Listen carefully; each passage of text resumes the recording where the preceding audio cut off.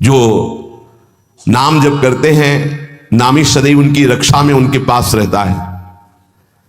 इसलिए तुम अपनी धारणा बनाओ, दूसरों की बातें मत सुनो। तुम जैसी जैसी धारणा पुष्ट करते जाओगे वैसा तुम्हें अनुभव होता जाएगा। तो नाम जापक को क्या सावधानी रखनी चाहिए जिससे उसका नाम सिद्ध हो जाए? बड़ा सुंदर प्रश्न उत्तर प्रश्नकर्ता पूज्य श्री स्वामी अखंडानंद सरस्वती जी महाराज, उत्तर देने वाले ब्रह्मबोध संपन्न पूज्य बाबा उड़िया बाबा जी महाराज। तो क्या सावधानी रखे, क्या त्याग रखे जिससे नाम जापक सिद्ध हो जाए? सिद्ध नाम जापक रोम रोम रग रग नामाकार वृत्ति। पहले तो असंबद्ध प्रलाप छोड़े, असंबद्ध बेमतलब की बातें।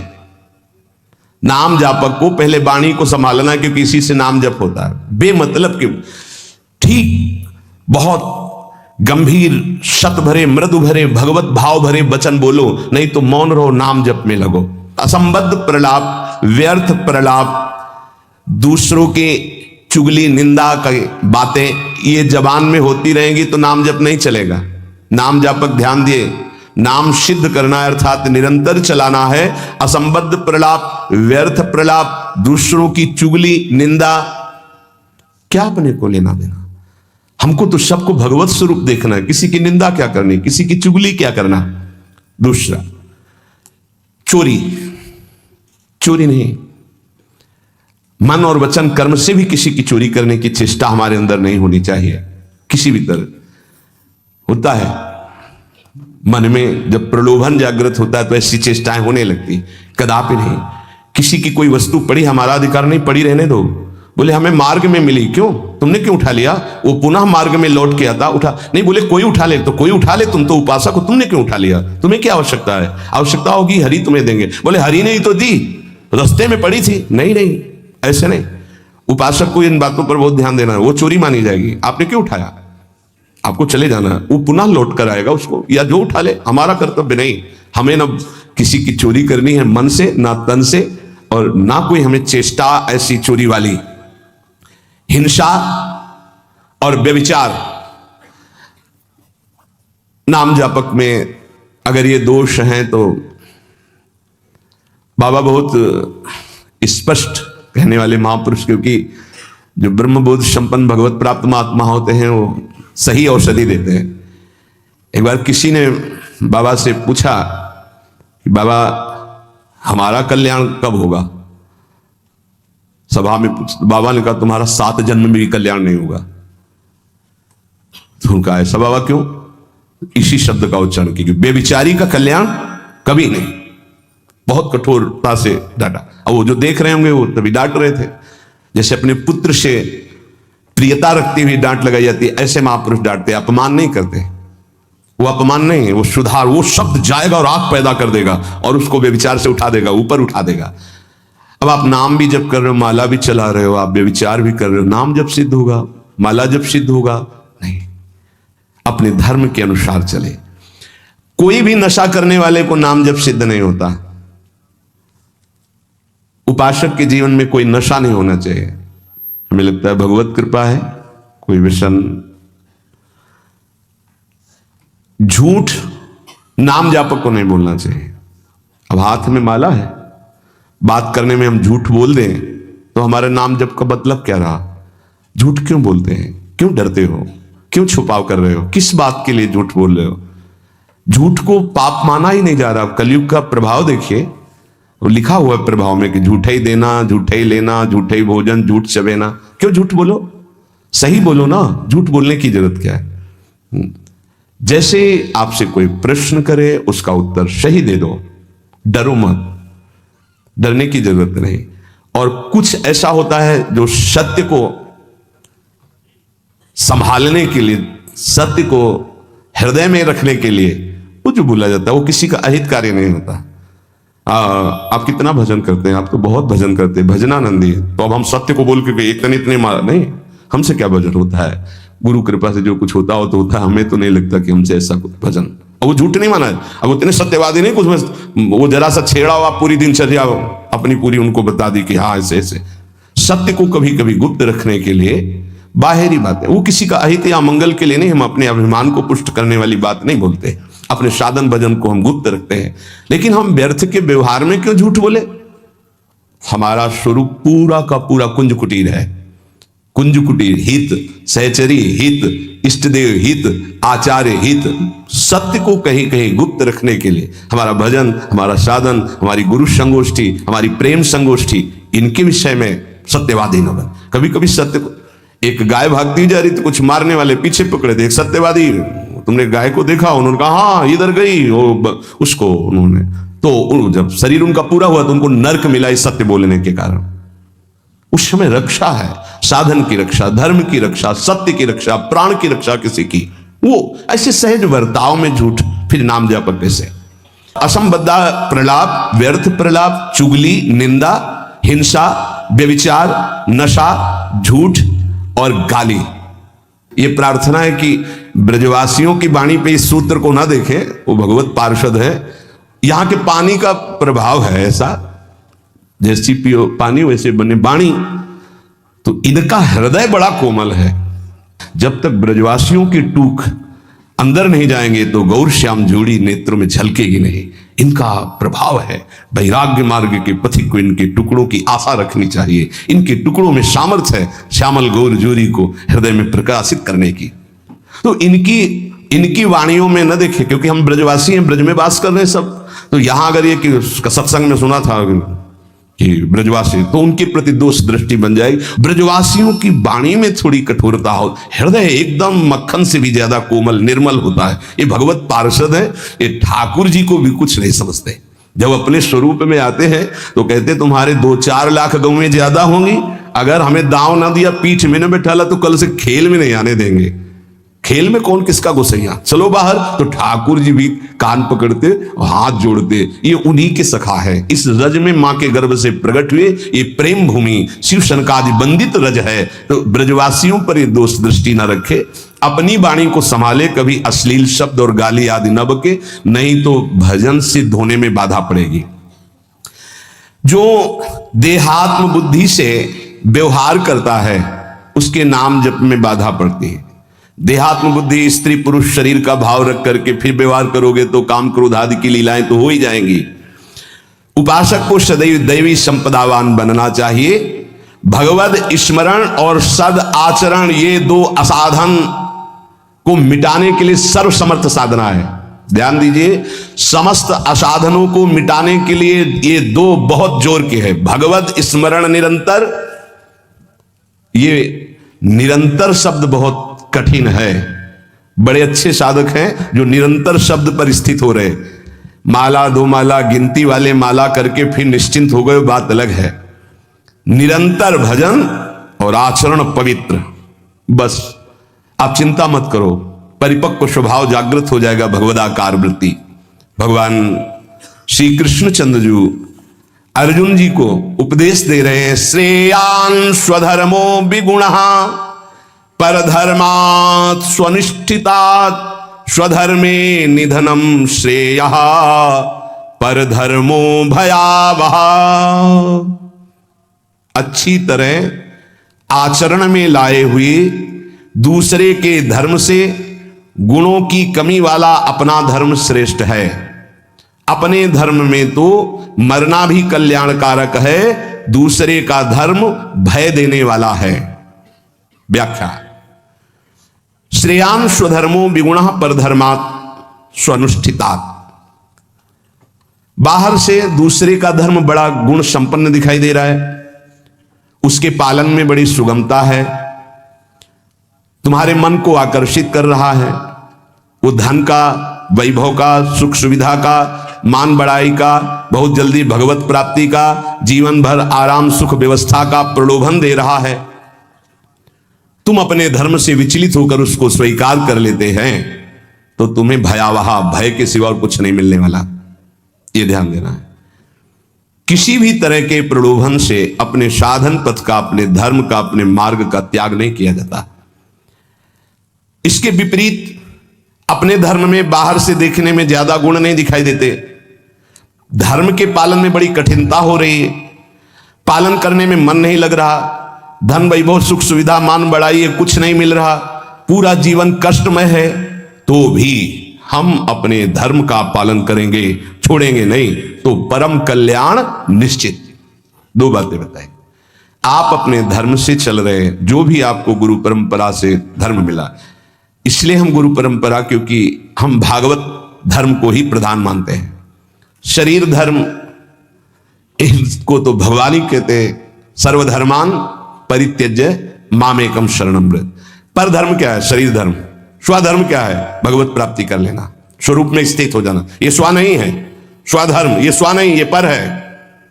पर धर्मो भयावह, इसीलिए तो तुम्हें भय प्राप्त हो रहा है, इसलिए मृत्यु प्राप्त हो रही। अविनाशी को भय, अविनाशी को मृत्यु, ये पर धर्म है। बाहरी व्याख्या करें तो वर्णाश्रम धर्म को प्रधानता करके, लेकिन उस धर्म का भी फल है कि इसी का त्याग हो जाए और स्वामी स्थित हो जाए। अगर उसी में फंसा रहा तो नहीं।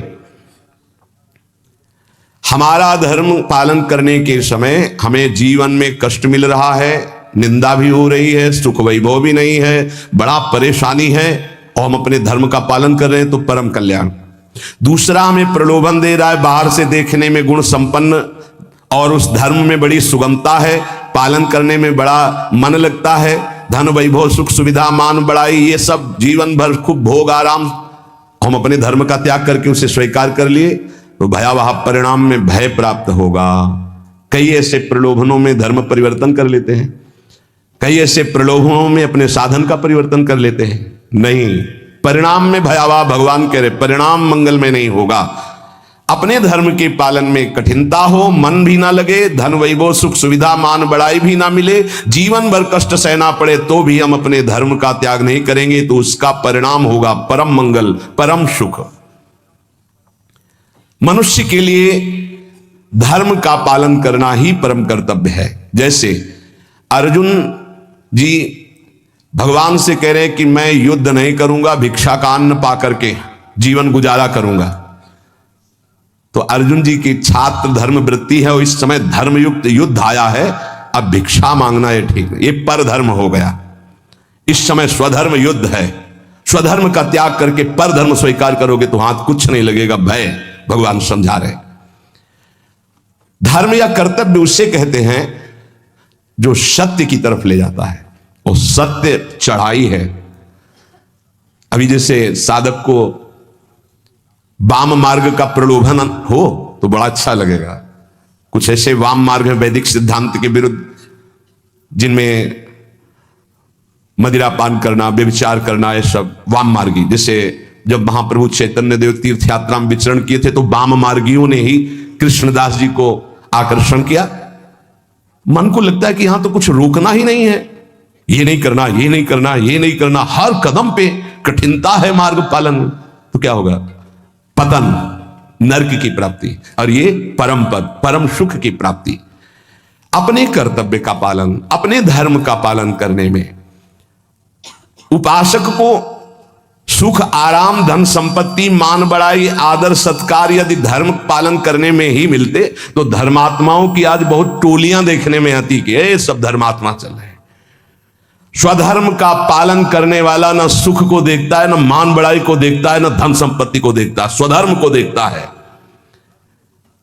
शास्त्र आज्ञा धर्म पालन के लिए प्रमाण होती कि तुम्हारा धर्म क्या, उसके लिए शास्त्र आज्ञा क्या, उसका पालन करना है। सुख सुविधा मान बढ़ाई धन संपत्ति ये धर्म पालन करने वाले नहीं देखते कि इस धर्म के पालन करने में तो ऐसा ऐसा बड़ी कठिनता है, कोई सुख नहीं मिला, अब हम ये स्वीकार करते हैं और उसमें रुपया पैसा मिल रहा है, सुख सुविधाएं, मनमानी भोग आचरण। भगवान सावधान कर रहे हैं। स्वधर्म पालन कर्तव्य पालन में भारी से भारी कष्ट उठाया जाता है, तब उसकी आध्यात्मिक उन्नति भागवतिक उन्नति होती है। जो धर्म पालन करता है उसे कष्ट नहीं अनुभव में आता, उसका भारी तप बन जाता है, और तपस्वी पुरुष की आध्यात्मिक और लौकिक दोनों उन्नति बहुत जोर की होती है। कर्तव्य अपने धर्म के पालन के लिए किया जाता है, इसलिए उसको दुख नहीं होता कि हम आपके लिए जो बर्ताव कर रहे हैं अपने धर्म का पालन करने, अब आप जो बोले जैसा व्यवहार हमें उससे लेना देना नहीं, हमें अपने कर्तव्य का पालन करना है। श्री भगवान कह रहे हैं वास्तविक स्वधर्म किसे कहते हैं? तुम मेरे अंश हो, परमात्मा के अंश हो, इसलिए तुम्हारा स्वधर्म है स्वरूप में स्थित होना, देह में स्थित होना नहीं। वही जहां से प्रारंभ किया। यदि ये मानव देह प्राप्त करके भगवत प्राप्ति नहीं कर पाए तो क्या स्वधर्म? इसलिए गोस्वामी जी कहते सो सब धर्म करम जरि जाऊ, जहाना राम पद पंकज भाऊ। वो सब धर्म कर्म में आग लग जाए जिसमें श्री भगवान के चरणों में प्रेम ना प्रकट हो पाए, क्या फायदा उस धर्म कर्म से? अपने को शरीर मान करके जो धर्म किया जाता है, सही माने में उस धर्म का फल है कि स्वरूप में आ जाओ। अगर नहीं आए तो शरीर धर्म का कोई ही नाशवान शरीर में नहीं हूं। हां, इसका पालन करने का फल है कि इससे वैराग्य हो जाए। शरीर के धर्म का पालन करने का फल है कि शरीर से वैराग्य हो जाए, तभी सच्चा फल मिला। राग युक्त शरीरों के धर्म पालन से क्या लाभ मिलेगा? अपने को हम प्रभु का सेवक या जिज्ञासु, यही खास धर्म है, यही सही धर्म है। स्थूल शरीर का धर्म या मन बुद्धि का धर्म, यही तो हम मानते चले आ रहे हैं, इसी में तो हमारी दुर्गति हो रही। हमारा मन जो कहता है वही हम करते हैं, हमारी बुद्धि जो कहते हैं, ये धर्म नहीं। जो शास्त्र कहता है, जो गुरुजन कहते हैं, उससे समझो। परमात्म प्राप्ति चाह करना, यही सबसे बड़ा धर्म है। मुझे इस जन्म में भगवत प्राप्ति हो जाए। परमात्म प्राप्ति के मार्ग में चलने वाले साधक के मन में धन, मान, बड़ाई, आदर, आराम, प्रशंसा की बिल्कुल इच्छा नहीं होना चाहिए। धन मान आदि के मिलने पर हर्षित नहीं होना, उनके नष्ट होने पर शोकित नहीं होना। भगवत इच्छावश प्रारब्ध वशात चाहे जितनी संपत्ति बढ़ जाए, अभिमान, हर्ष नहीं होना। भगवत इच्छा प्रारब्ध वशात, दो शब्द है, भगवत इच्छा भक्त, प्रारब्ध वशात ज्ञानी। चाहे सब नष्ट हो जाए, कोई शोक नहीं। हमारा धर्म पालन, भगवत मार्ग इनके अधीन नहीं कि चार लोग बड़ाई किए तो हमारा भजन ठीक हुआ, चार निंदा करने लगे तो हमारा भजन कमजोर। और रुपया पैसा वैभव नहीं है तो बोले इनका भजन का प्रकाश क्या है? ये बाहरी संसारी व्यक्ति दर्शन करेंगे, उपासक बिल्कुल इस बात पर ना जाए। ये भगवत इच्छा प्रारब्ध के अनुसार आए या जाए, इससे कोई हर्ष और शोक नहीं होना चाहिए। इसलिए कर्तव्य रूप से प्राप्त लौकिक कार्य भी सुचारू रूप से करते हुए आध्यात्मिक वृत्ति बनाए रखे, क्योंकि स्वधर्म आध्यात्मिक वृत्ति है। परमात्मा प्राप्ति का उद्देश्य यदि नहीं है तो सब कर्म व्यर्थ हैं, फंसाने वाले हैं। जो परमात्मा प्राप्ति के उद्देश्य से कर्म किए जाते हैं उसी से परमात्मा प्राप्ति होती है, इसलिए वही स्वधर्म है। परमात्मा प्राप्ति करना ही हमारा स्वधर्म है। अगर धन प्राप्ति का ध्येय जैसे व्यापारी के हृदय में उत्पन्न होता है तो आराम विश्राम की चिंता ना करके वो धन के प्रति अधिक से अधिक व्यापार बढ़ाता है, अधिक से अधिक समय व्यापार में लगाता है।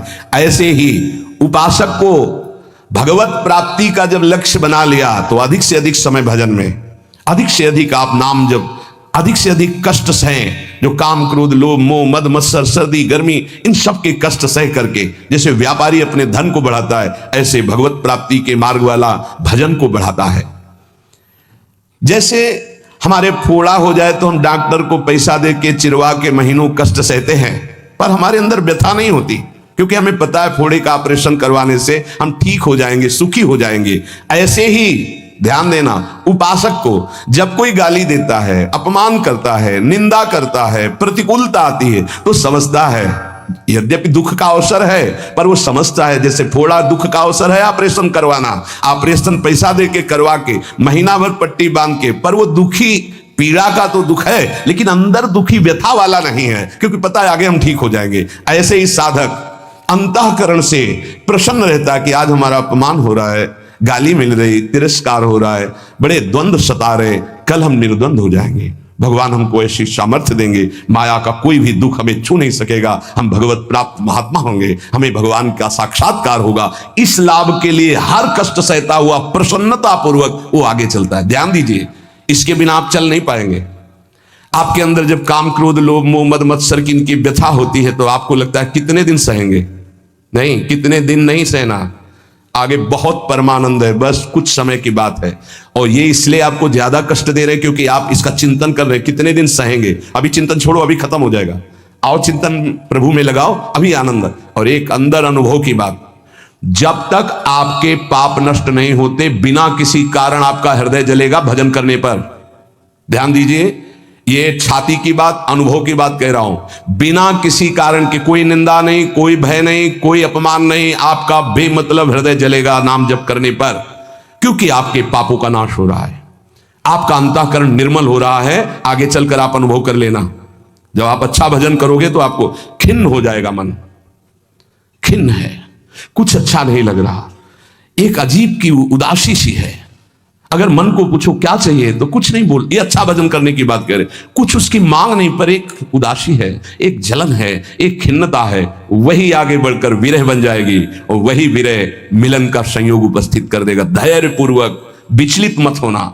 इस मार्ग के साधक को कुछ समय तक ये जलन बर्दाश्त करनी, बड़ी धूप है, आगे बहुत शीतल छाया है, इस धूप को दौड़ के पार कर लो। नाम जप, कीर्तन, सत्संग, इतना समय ही मत दो कि कष्टों का चिंतन हो, कि काम आ रहा है, क्रोध आ रहा है, विकार आ रहा है, इतना अभ्यास में लगा दो इसको, यात्रा पूरी हो जाएगी। और आगे जो आनंद है वो ब्रह्मा को भी नहीं है, जो भक्तों को आनंद प्राप्त होता है।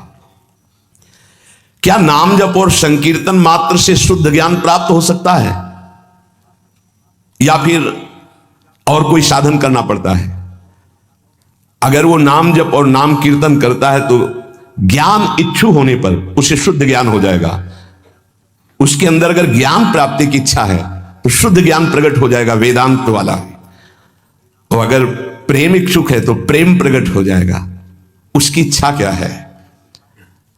और अगर विषय की चाह है, किसी कामना की, तो उसकी पूर्ति हो जाएगी। ज्ञान और प्रेम इसका परिचय अभी नहीं मिलेगा। जब तक कोई वासना रहती है, इच्छा रहती है, तो पहले उसकी पूर्ति होती है, फिर जब उससे वैराग्य होता है, नाम कीर्तन नाम जब चलता है, तब आगे जो उसके अंदर भाव बनता है भक्ति का या ज्ञान का, वही जागृत हो जाता है। अंतःकरण नाम कीर्तन से, नाम जप से बहुत जल्दी शुद्ध होता है, इसलिए शुद्ध ज्ञान की प्राप्ति उसको प्राप्त हो जाती है। अगर ज्ञान इच्छु है तो भाव उसके अंदर नहीं बन पाएगा। नाम कीर्तन का जो भाव है कि अशुभ प्रवाह होने लगा, रोमांच होने लगा, ये नहीं आएगा, क्योंकि ज्ञान इच्छुक है। तो अंतःकरण शुद्ध होगा और ज्ञान की तरफ ले जाएगा नाम जब, नाम कीर्तन। लेकिन भगवत मार्ग का भाव वाला जो उपासक है, उसको विशेष भाव प्राप्त होता है कि साधन भी यही होता है और साध्य भी यही होता है। रोमांच हो रहा है, शुभ प्रवाह हो रहा है, सामने आराध्य देव की झांकी दिखाई दे रही। कुछ तो विद्वान कहते हैं योग मार्ग से ही चित्त शांत होता है। क्या यह ठीक है? तो क्या न पूज्य बाबा का उत्तर, तो क्या वो ये नहीं जानते कि नाम जप करना योग है?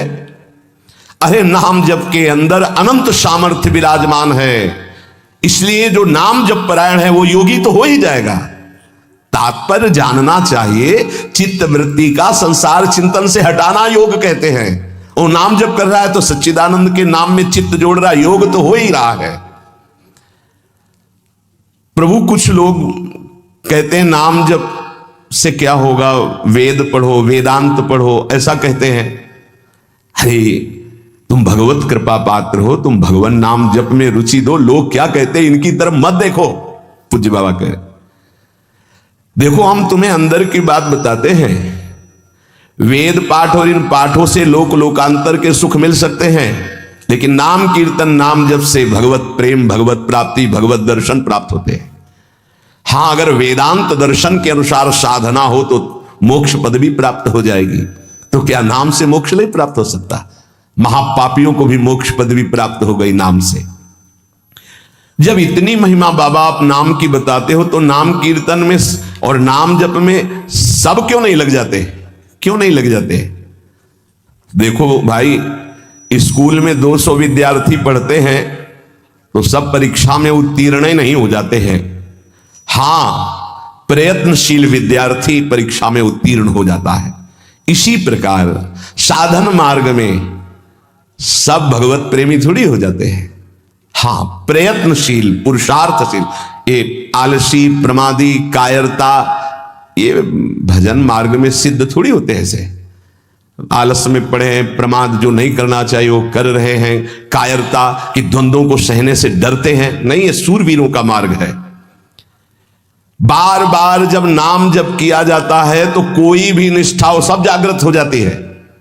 बाबा कह रहे समस्त आसक्तियों का नाश करके तुम्हें भगवननिष्ठ बनना है, किसी की बात नहीं सुननी। नाम जप से, नाम कीर्तन से जितनी जल्दी तदाकार वृत्ति होती उतनी किसी और साधना से नहीं होती। बढ़िया चांदनी खिलती है तो कुमुदनी खिल जाती।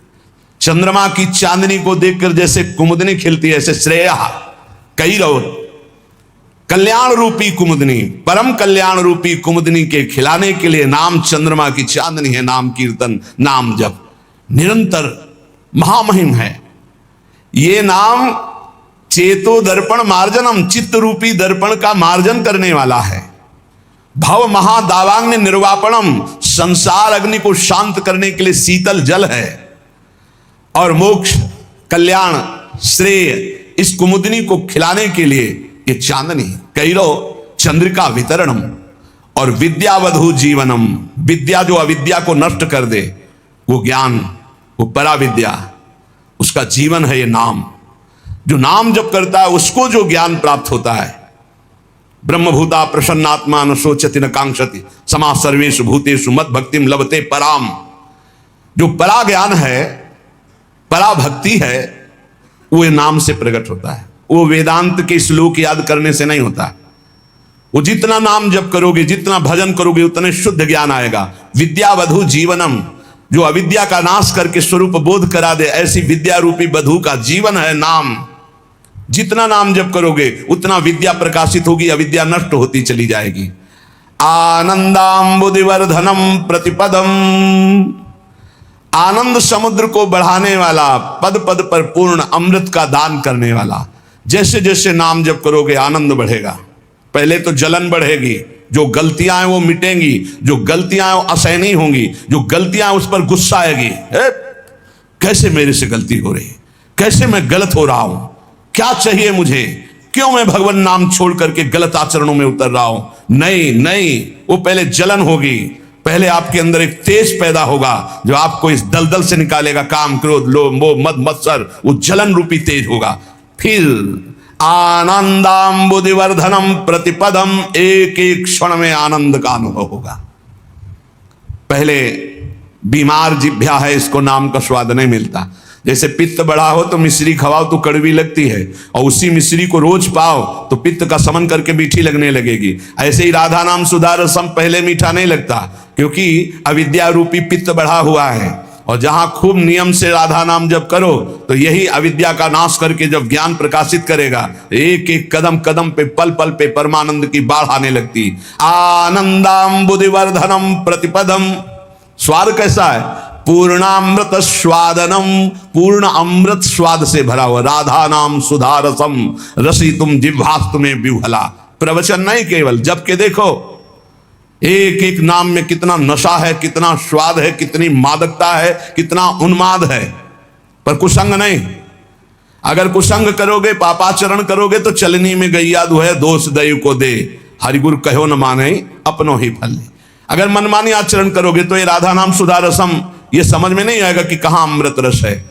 महाप्रभु चैतन्य देव कह रहे पूर्णामृत स्वादनम। नाम क्या है? पूर्ण अमृत का स्वाद। जो देवताओं को अमृत मिला वो तो ऐसा नहीं है जैसा नाम अमृत है, क्योंकि उसको पी के भी वो कामी है, उस अमृत को पी के भी वो भयभीत है, उसके पीने के भी बाद उनके हृदय में तृष्णा है, ईर्ष्या है, द्वेष है। लेकिन नामामृत पीने के बाद ये सब नष्ट हो जाता है। निर्भय, निश्चिंत, निशोक, राग द्वेष रहित समत्व को प्राप्त महापुरुष, ऐसा नामामृत है। सर्वात्म स्नपनम परम विजयते श्री कृष्ण संकीर्तनम। संपूर्ण आत्मा को आनंद से सराबोर कर देता है ये नाम जप, ये नाम कीर्तन। सर्वोपरि विराजमान नाम। नाम नाम कारी बहुधा निज सर्वशक्ति तत्रार्पिता नियमितः स्मरणे न काला। एतादृशी तव कृपा भगवन् ममापि दुर्दैवमी दृश्मिहा जनिनानुरागः। जिसके जिह्वा पर, कंठ में या हृदय से नाम जपने का स्वभाव बन गया है। कहां चल रहा है तुम्हारा नाम? देखो, जिह्वा पे या कंठ में या हृदय में। हृदय वाला तो कुछ सेकंड के लिए सब कोई देख सकता है जो अभ्यासरत है, लेकिन निरंतर हृदय से चलता है वो तो काफी नजदीक पहुंच चुका है प्रभु के। कंठ से जिनके चल रहा है तो अभी हृदय गुफा पे प्रकाश होना बकाया रह गया है, और जिह्वा पे चल रहा है तो अभी काफी दूरी है। कंठ में आओ और फिर हृदय में अंकित पूरा नाम, दिव्य अक्षर में हृदय में अंकित है, बार बार स्मरण हो रहा है, जैसे दिल धड़क रहा है ऐसे ही नाम मंत्र चल रहा है। इसके लिए अभ्यास चाहिए। प्रभु के नाम में जितने भी नाम हैं अपार सामर्थ्य है। भगवान ने अपनी संपूर्ण शक्ति नाम में विराजमान कर दी। नाम नाम कार्य बहुधा निज सर्व शक्ति तत्रार्पिता नियमिता स्मरणे न काला। जो नियम पूर्वक नाम जप करता है, स्मरण करता है, उसको अनुभव हो जाएगा कि भगवान ने अपनी सारी शक्ति नाम में रख दी है। जो नाम स्मरण करता है उसके लिए कोई विचार नहीं है, दोपहर है कि संध्या है कि सुबह है, क्या है, समय का, काल का, पवित्रता का इसमें कोई विचार नहीं। यही तो निरंतरता, नाम की निरंतरता के लिए आवश्यक था। अगर देश काल का नियम लागू कर दिया जाता जैसे मंत्र में है तो हम निरंतर स्मरण नहीं कर सकते थे। मंत्र के लिए तो देश काल आदि की अवस्थाओं का, शरीर अवस्थाओं का बहुत अनुष्ठानों में नियम संयम, लेकिन नाम भगवान के जप में कहीं भी, कभी भी, कैसे भी, कुछ भी, कोई हमारे को बाधा नहीं। चाहे शौच में हो, चाहे अपवित्र हो, मुंह जूठा हो, तो भी नाम, निरंतर नाम में कोई बाधा नहीं। एतादृशी तव कृपा भगवन् ममापि दुर्दैवमी दृश्मिहा जनिनानुरागा। इतनी कृपा तो आपने कर दी प्रभु कि अपनी सारी शक्ति नाम में दे दी और पूरी छूट दे दी। अपवित्र हो या पवित्र हो, जैसे भी हो, तुम हर समय नाम जप करो, तुम्हें परम पद मिल जाएगा।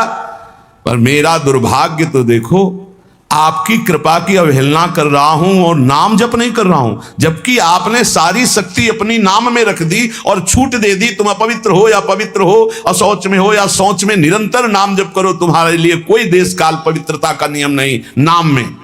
फिर भी मेरा दुर्भाग्य देखो, नाम में प्रीति नहीं हो रही। कैसे नाम को हम संचय करें, कैसे प्रीति हो। महाप्रभु चैतन्य देव कह रहे, तृणादपि सुनीचेन तरोरपि सहिष्णुना अमानिना मान देन कीर्तनीयः सदा हरि। तुम तृण से भी अपने को तुच्छ समझो, नीच समझो। मतलब कोई कितना भी आपका उपहास करे, अपमान करे, क्लेश आदि दे, आप सह जाओ। अपने को सबसे छोटा समझोगे तो सह जाओगे, सबसे छोटा अपने। दो ही बात है, या इतना बड़ा समझो कि सब पूरे विश्व को अपने में संभालो, वो है ज्ञानी। और भक्त सारे विश्व में अपने प्रभु को देखकर सबका सेवक बन जाता है, सबका सेवा भाव के द्वारा आदर करता है, अपने को सबसे छोटा समझता है। भाव ये है भक्ति में, श्री राम में सब जग जानी, करो प्रणाम जोरी जुग पानी। सबसे छोटा अपने को, पूरा इष्ट से बढ़कर और क्या, इष्ट स्वरूप शब्द। और ज्ञान में मैं के सिवा कोई है नहीं, वही मैं आत्म तत्व है, आत्म तत्व ही विविध घड़ों में भास रहा है, दूसरा कोई है नहीं, मैं ही मैं हूं। जहां बीच में है मैं तू, इसी में माया पीटती है। न मैं बन पाए हो, न तू का अनुभव कर पाए हो, मैं तू में फंसे हुए, इसीलिए माया है। महाप्रभु चैतन्य देव कह रहे हैं, छोटे बन जाओ सबसे, सबको इष्ट रूप देखो, तभी छोटे बनोगे। तृणादपि सुनीचेन। और जैसे वृक्ष गर्मी सर्दी सब सहता है, कोई डंडा मारता है फल के लिए तो फल दे देता है, कोई कुल्हाड़ से डाल काट लेता है, नहीं कोई तो समीप चला जाए तो छाया है, सुगंध है, पत्ता है, वो सुख देता ही है।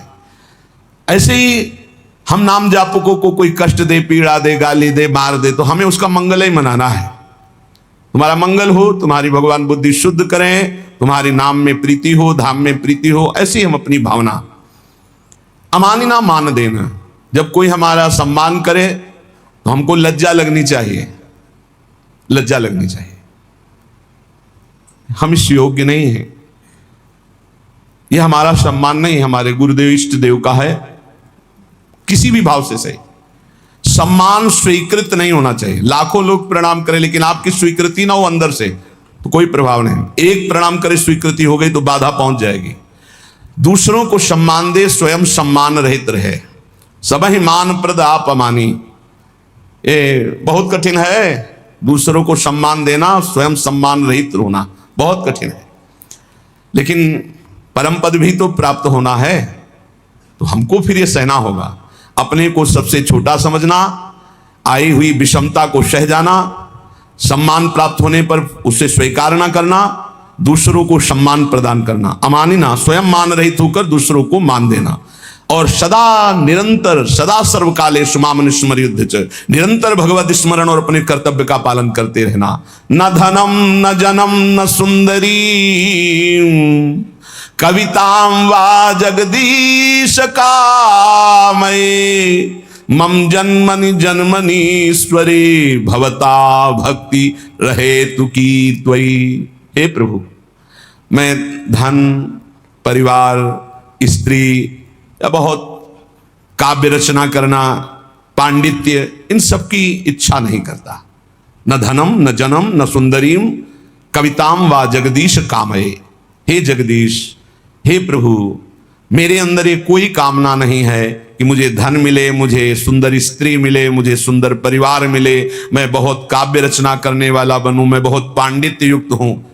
तो क्या चाहते हो? बस प्रभु, मम जन्मनि जन्मनीश्वरे भगवता भक्ति रहे तुकी त्वयि। यदि हमारे कर्मों के अनुसार हमको फिर जन्म मिले तो आपकी ही भक्ति करूं, बार बार जन्म मिले लेकिन आपकी ही अनुराग भक्ति में मैं मगन रहूं। हे परमेश्वर, तुम्हारे स्वरूप में मैं स्थित होकर बार बार जन्म हो, मुझे कोई परेशानी नहीं। आई नंद तनूज किंकरम पतितम वाम विषमे भवाम बुधौ, कृपया तव पाद पंकज स्थित धूली सदृशम विचिंतय। हे नंद सुनो, हे नंद नंदन, मैं तुम्हारा दास हूं, बस तुम्हारा दास हूं। इस घोर दुष्पार संसार सागर में पड़ा हुआ हूं। मुझको कृपा पूर्वक आप अपने चरणों की धूल बना लीजिए। जैसे चरणों में धूल हर समय लगी रहती है, नाथ मैं आपके चरणों से लगा रहा हूं। हे नंद नंदन, ये महाप्रभु चैतन्य देव कह रहे, ऐसी हम पर कृपा कीजिए। नयनम गलदश्रुधारया बदनम गदगद रुद्धया गिरा, पुलकैर्निचितम वपुः कदा तव नाम ग्रहणे भविष्यति। प्रभु, ऐसी मेरी स्थिति कब होगी कि मेरे आंखों से अश्रुधारा बह रही हो? नयनम गलदश्रुधारया, मेरा कंठ अवरुद्ध हो गया हो, आंखों से अश्रुधारा हो, शरीर में रोमांच हो, मेरी वाणी अवरुद्ध हो रही हो और मैं पुकार रहा हूं कृष्ण कृष्ण कृष्ण कृष्ण, राधा राधा राधा। बस यही जीवन की परम स्थिति है। स्वाभाविक ऐसी स्थिति हो कि भगवान नाम लेते हुए रुदन हो रहा हो, अश्रुधारा चल रही हो, रोमांच है, पुलकित है, कंठ अवरुद्ध है, और उस समय भगवदाकार वृत्ति, ये सतरति सतरति सालूकांतार।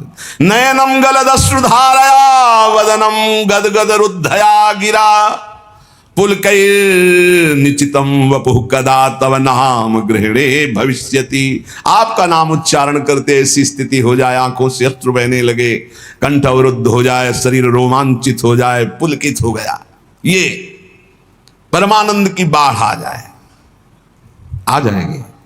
जैसा कह रहे हैं वैसे नाम जप करो। अपने को सबसे नीच समझकर सब कुछ सहते हुए, दूसरों को मान देते हुए, किंचन मात्र सम्मान की इच्छा न रखते हुए स्थिति आ जाएगी। युगायितम निमेषेण चक्षुषा प्रावृषायितम, शून्यायितम जगत सर्वम गोविंद विरहेण में। महाप्रभु चैतन्य देव कह रहे युगायितम निमेषेण, निमेष कहते पलक झपकने को, पलक झपकने के समय को कह रहे हैं कि मेरा एक एक निमेष युग युग के समान व्यतीत हो रहा है। हे गोविंद, आपके विरह में मेरी क्या दशा हो रही है। पलक झपकने के समय को निमेष कहते, एक एक निमेष युग युग के समान हो रहा है। युगायितम निमेषेण चक्षुषा प्रावृषायितम, नेत्र जैसे वर्षा की धारा में निरंतर जल गिर रहा है, ऐसे अश्रु वर्षा हो रही, दो चार बूंद निकलना नहीं, अश्रु वर्षा हो रही। शून्यायतम जगत सर्वम, प्रभु आपके बिना संपूर्ण संसार शून्य नजर आ रहा है। नेत्रों से अविरल अश्रु धारा बह रही, एक एक निमेष युग के समान व्यतीत हो रहा है। हे गोविंद, आपके विरह ने हमारी ऐसी दशा हो गई। आश्लिष से ये स्थिति होती है, तब ये स्थिति होती है। ये जो नयनम गलदश्रुधारया वदनम गदगद रुद्धया गिरा या युगायतम निमेषेण चक्षुषा प्राविशायितम, ये स्थिति तब आती है जब इस श्लोक का जीवन में आचरण हो जाए, क्षमता आ जाए। आश्लिष्य वा पादरताम पिनष्टुमा मदर्शनान् मर्महताम करोतु वा यथा तथा वा विदधातु लंपटो मत प्राणनाथस्तु सएव नापरा। ओहो, यही चाहिए। मैं आपकी हूं, आपकी हूं, बस आपकी चरण सेवा के सिवा मेरा कोई उद्देश्य नहीं, कोई और नहीं। अब आप गले से लगा लो या लात मार के पैरों से रौंद करके निकल जाओ। आश्लिष्य व पादरताम पिनष्टुमा मदर्शनम नान मरहताम करोतु वा, रौंद डालो, गले लगा लो कि आप मुझे अपना मान करके या आप मुझे तिरस्कार करके रौंदते हुए निकल जाओ। आप करुणा करके आ जाओ, दर्शन दे दो कि मेरे लिए रो रही हैं, या मरमाहत करने वाली बातें कह के निकल जाओ। आप तो स्वतंत्र हो, जैसा चाहो वैसा करो, पर मेरी बात सुन लो। मेरे तो प्राणनाथ आप ही हो और आप ही रहोगे, दूसरा कोई नहीं। चाहे दर्शन देओ या न देओ, चाहे गले लगाओ, चाहे पैरों से रौंद दो, चाहे प्यार भरी बात करो, चाहे कटु वचन बोलो, मेरे तो प्राणनाथ आप हो, आप ही रहोगे। अब ये आपके व्यवहार से मुझे कोई लेना देना नहीं कि आप मुझे प्यार करो तो आप मेरे प्राणनाथ, आप मुझे तिरस्कार करो तो मैं आपसे द्वेष नहीं। आपके सिवा मेरा कोई नहीं।